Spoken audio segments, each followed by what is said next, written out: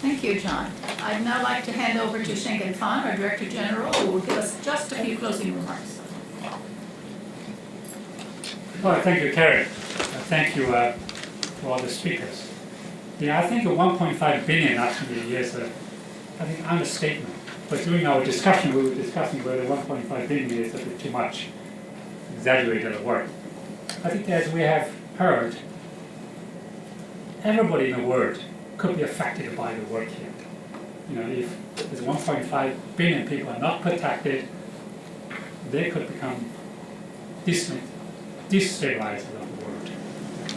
The conflicts, the migration, so the whole world will be affected.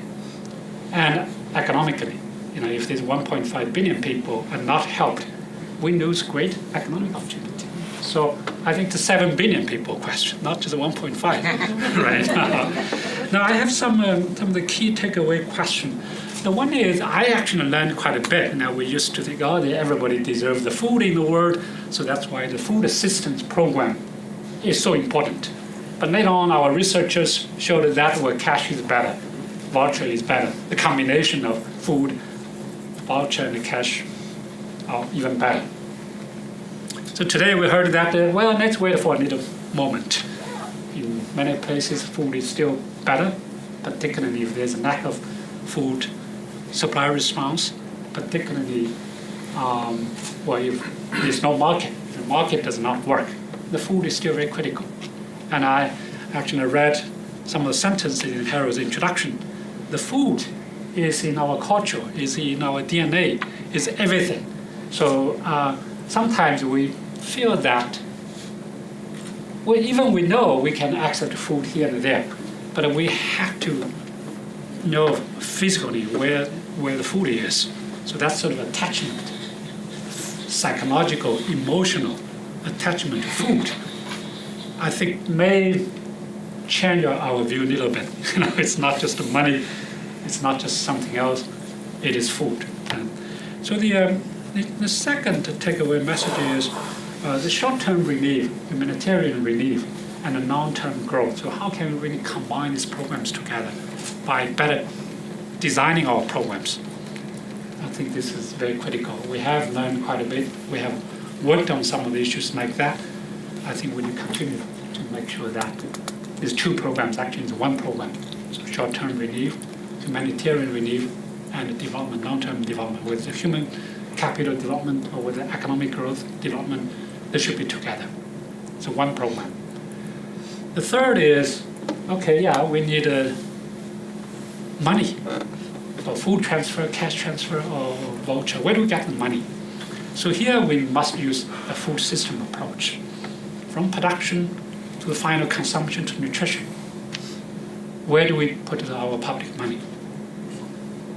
So it is still the case that many countries subsidize fertilizers, water, electricity, output prices. I heard it's $500 million.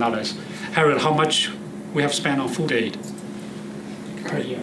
Another subsidies itself, the production subsidies, $500 million. Is it possible to gradually eliminate these subsidies? We know these subsidies are not climate resilient. They actually use more water, more fertilizers, more energy, emits more carbon emission.